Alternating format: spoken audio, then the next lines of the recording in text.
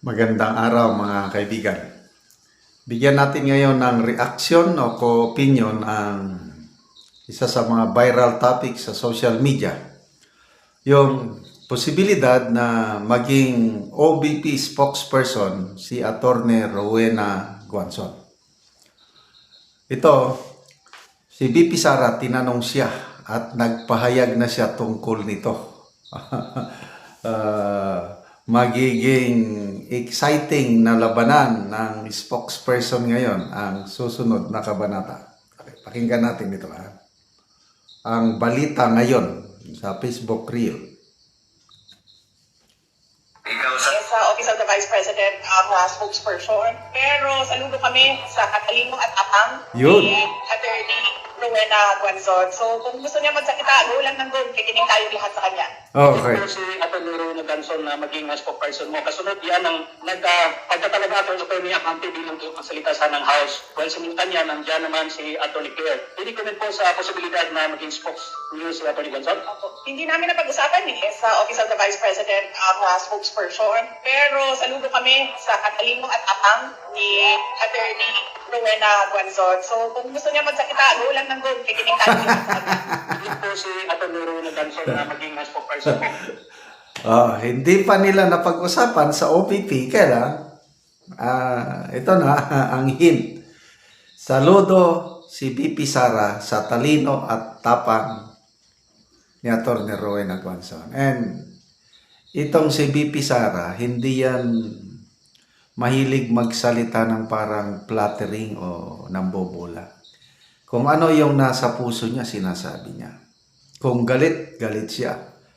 Wala sa kanyang karakter yung ganyan. Kaya, yung sinabi niya na saludo siya sa tapang at malasakit, manginig na sila. Kasi nga, ang daming mga Duterte supporters na nananawagan nga go, go, go. Pati na nga si Kitty Duterte, meron siyang post no, na 2 or 3 days ago. Payag ba kayo na si Rowena Guanzon, Attorney Rowena Guanzon, maging OBP spokesperson? Baka nga mamaya itong si Kitty, sa chat group nila, pinag-usapan na nila na, ate, kunin mo na si Attorney Guanzon.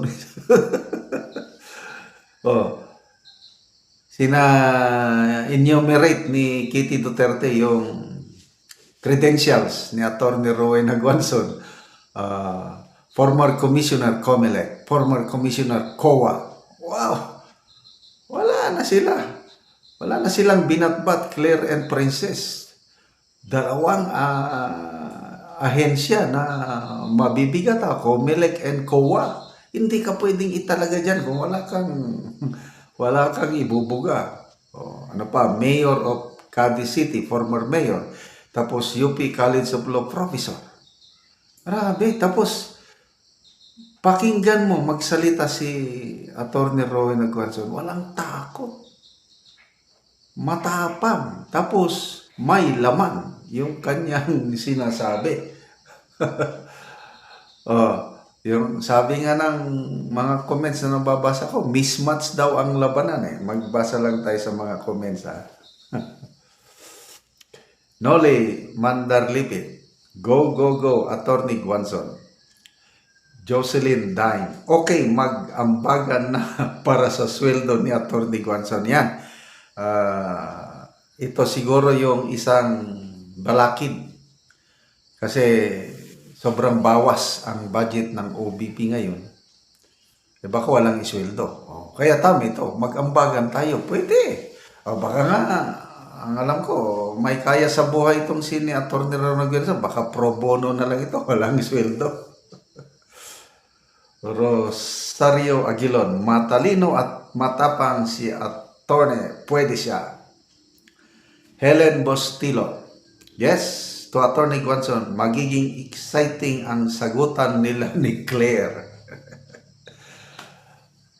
Arthur Logroño, I agree. Atty. Guanzon, our former commissioner, is highly qualified.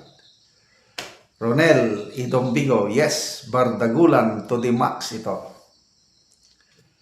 Richard Hamoy Solicar. Bisaya yan si Guanzon. Nag-aral pala sa Dumaguete sa Siliman. Matalino yan. Hindi lang siya Bisaya. Alam ko, Ilongga siya eh.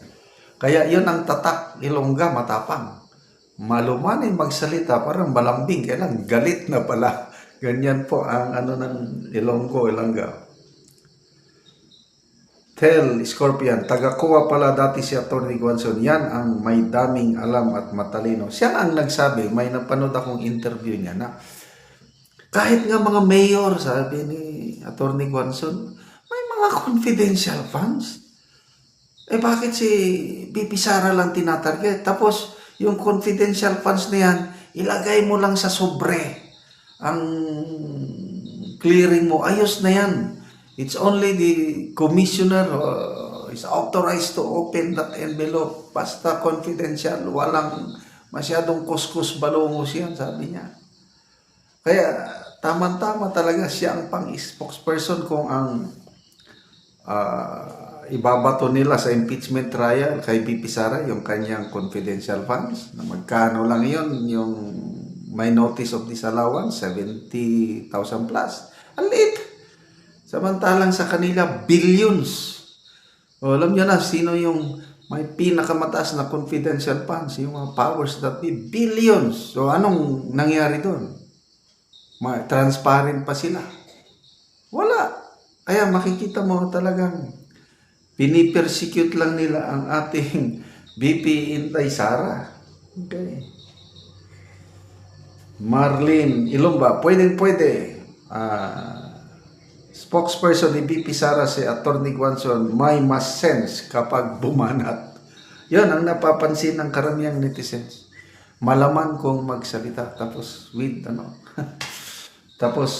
with principle itong si Atty. Guanzon. Anti-Marcos na siya noon, hanggang ngayon anti-Marcos pa rin. Hindi katulad ng ibang dilawan na bumalimbing na. Yung mga nagsasabi noon na magnanakaw, diktador, wala na, kakampi na ng palasyo. Kaya walang ano. Kaya kailan ito magsisimula? Sabi niya, pwede na siyang magsalita. Go, Atty. Guanzon. Kulang na lang ng formal appointment. Ang saya nito pag magharap na yung tatlo, 2 in 1. Guanzon versus Claire and Princess. Okay, salamat mga kaibigan sa inyong pagsubaybay sa ating channel. Nakakatulong kayo ng malaki sa Tribong Talandig. Ang sweldo po natin sa channel na ito is pantulong sa tribo. Namimigay tayo ngayon ng libreng yero at pako para magkaroon ng mas maayos na tahanan ang Tribong Talandig ng Bukidnon. Panoorin nyo ang video nito.